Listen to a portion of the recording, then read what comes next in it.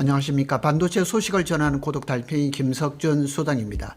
지난 1분기에 57조 2천억의 영업이익을 기록한 삼성이 문제가 많이 얘기되고 있습니다. 삼성의 문제는 무엇일까?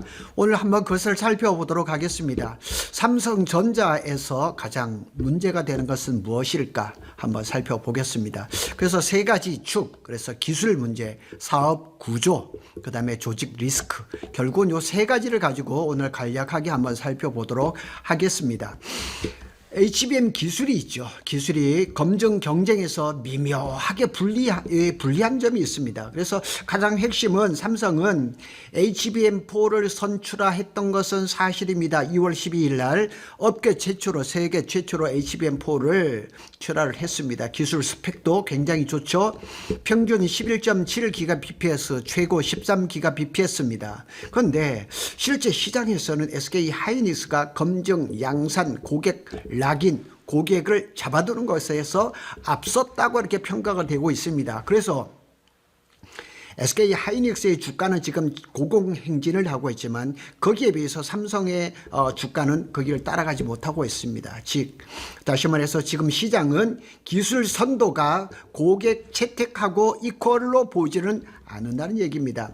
특히 문제 포인트가 뭐냐? HBM 공급 과정에서 발열이라든가 전력이라든가 패키징 난이도도 이슈가 존재하고 AI 고객, 엔비디아 등에서 기준은 점점 더 까다로워지고 있다는 사실입니다. 그래서 결국 승부는 속도가 아니라 수율, 안정성, 고객 인증 속도라는 얘기입니다. 그래서 삼성이 HBM4를 엔비디아에 납품하고 있는 것은 사실이에요. 그 다음에 AMD라든가 오픈 AI라든가 여러 업체들하고 이렇게 되는 것은 있는데 아직까지도 시장에서 뭔가 불안하다고 이렇게 여기고 있는 것이 있습니다. 그래서 한 줄로 정리하면 삼성은 기술은 앞서는데 고객 락인은 아직 완벽히 못 잡아도 고객을 딱 도망가지 못하게 붙잡아두는 묶어두는 뭔가 있어야 되는데 그게 아직까지 부족하다는 거예요.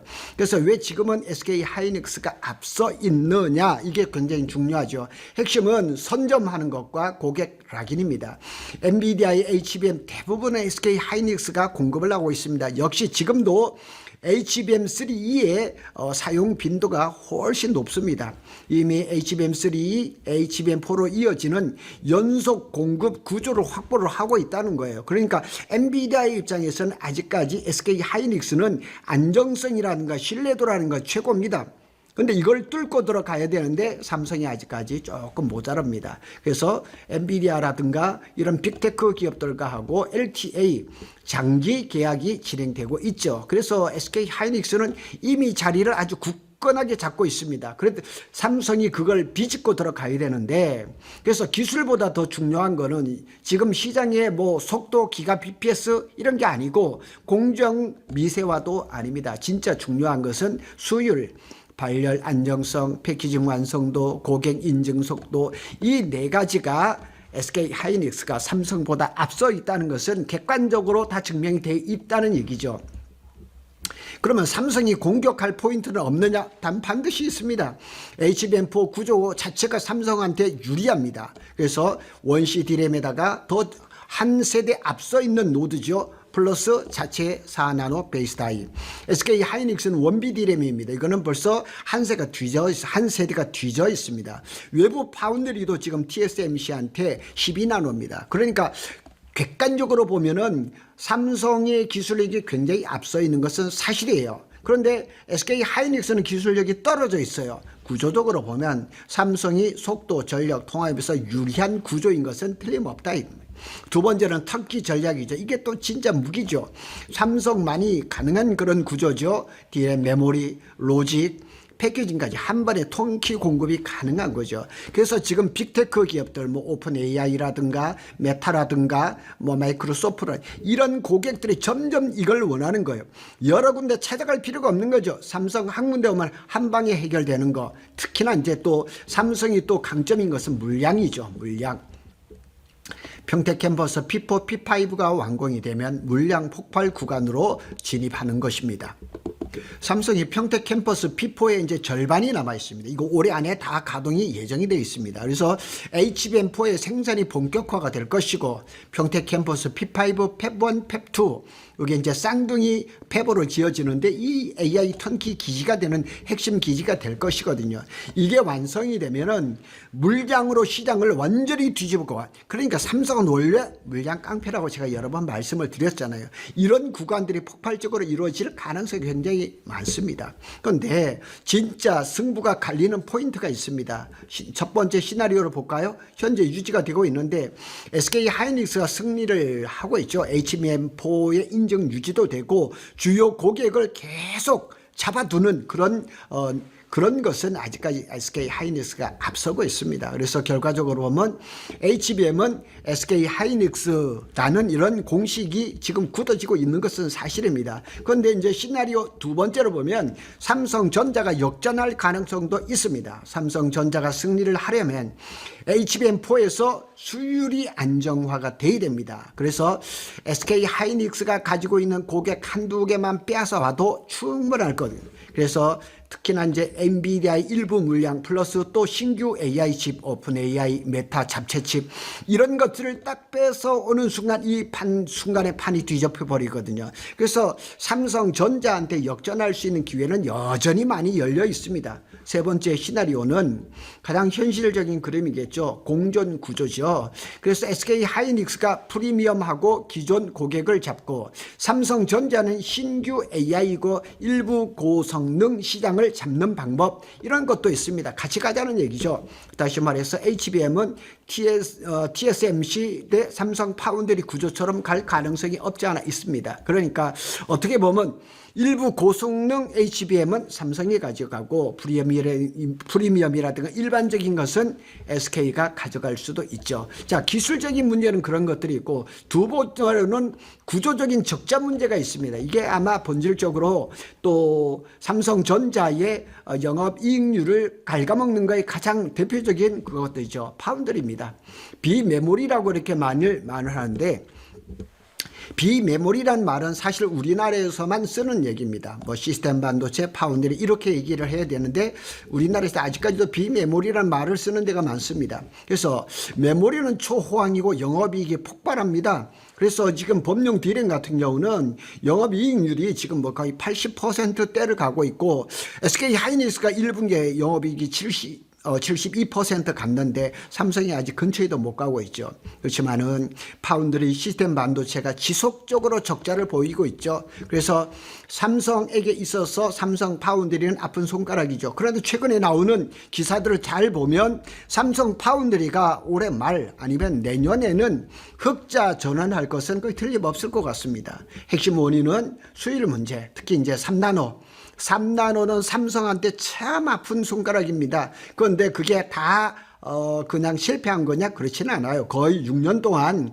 3나노 같은 것들을 갈고 닦았 거죠. 고객이 부족하죠. 애플, 엔비디아 대부분 다 TSMC로 넘어가 버렸죠. 최근에는 고객사가 4나노를 중심으로 해서 많이 새로 생기는 것은 사실인 것 같습니다. 경쟁사 대비해서 생태계가 약하죠. TSMC에 비해서도 약하죠. 그런데 지금 중국의 파운드리도 굉장히 힘을 쓰고 있거든요. 까딱하다가는 삼성 파운드리가 중국 파운드리한테 따로 잡힐 가능성도 없지 않아 있습니다. 실제 상황은 파운드리 연간 적자가 수조 원 수준으로 추정이 되고 흑자 전환 목표도 계속 밀리거나 불확실한데 아마 올해 하반기 내년에는 흑자 전환이 뭐 거의 틀림없을 것 같습니다. 그래서 메모리는 돈을 벌지만 파운드리가 발목 잡는 구조를 삼성이 가지고 있습니다. 세 번째로는 노조 리스크죠. 그리고 생산 차질 가능성, 제가 며칠 전에 방송을 했던 것처럼 메모리 반도체는 18.1%, 그 다음에 파운드리는 58%의 생산 차질을 빚었습니다. 총 파업이 현실화가 될 가능성이 높습니다. 반도체 라인에 직접적인 영향을 미칠 가능성이 많습니다. 그래서 지금 빅테크 기업들이나 여러 업체들이 삼성한테 전화를 한답니다. 과연 이게 물건을 반도체를 제대로 받을 수가 있느냐, 이런 것들이 자꾸 올라오고 있습니다. 이건 참 큰일입니다. 충격적인 부분이죠. 파업시 10 내지 30조 손실 가능성이다. 장기화됐을 때는 최소 50조 손실이 추정된다. 또한 고객사 입장에서 가장 싫어하는 리스크가 공급 불확실성이죠. 이거죠. 가격이 비싸더라도 제때 받아야 되는데 이게 좀 흔들리는 거죠. 최근에 또 어제 오늘 또 이렇게 뉴스를 보니까 삼성의 노조위원장이 이렇게 그냥 파업을 벌려놓고 동남아로 또 여행을 갔다는 이런 것들이 들썩하게 나오는데 삼성의 외부 리스크가 굉장히 큽니다. AI 시대의 가장 중요한 납기 안정성이 흔들릴 수 있는 상황이 돼버린 겁니다. 구조적으로 또 더 중요한 문제는 메모리 산업이 바뀌고 있죠. 과거에는 사이클 산업인데 현재는 장기 계약을 하고 있잖아요. 그러니 이거는 상당히 호재란 말이에요. 또 아주 좋은 문제죠. 문제는 이미 주요 물량은 선점이 돼 있죠. 후발 공급자가 끼어들기가 어렵습니다. 그런데 최근에 또 뉴스를 보니까 이 메모리 반도체에서 점유율 한 2%밖에 안 되는 대만의 난야라는 회사가 이게 또 LPDDR5X 같은 이런 고급 메모리에도 시장을 점유를 하고 엔비디아의 공급망이 들어가고 있단 말이에요. 삼성이 파업을 하게 되면 후발 공급자들이 끼어드는 그런 어려움을 겪을 수가 있습니다. 그래서 삼성의 리스크는 HBM 초기의 고객 락인을 완전히 못 잡으면 향후 3에서 5년 동안 구조적으로 밀릴 수밖에 없습니다. 지금 삼성전자가 HBM3E에서 겨우 엔비디아의 콜을 받았는데 HBM4에서 여러 빅테크 기업들과 고객을 완전히 잡지 못하면 또 몇 년간 또 허덕거릴 수밖에 없습니다. 고독 달팽이 관점에서 핵심 인사이트를 한번 살펴보면 지금 기술 싸움이 아닙니다. 과거에는 누가 더 좋은 칩을 만드냐 이런 싸움이었다면 현재는 누가 먼저 자리를 잡느냐. HBM4에서 SK 하이닉스를 능가하는 기술력은 확보가 됐습니다. 그러면 안정성이라든가 수율이라든가 그 다음에 생산해서 아주 납기를 제대로 지켜주는 이런 자리를 잡는 것들이 굉장히 중요합니다.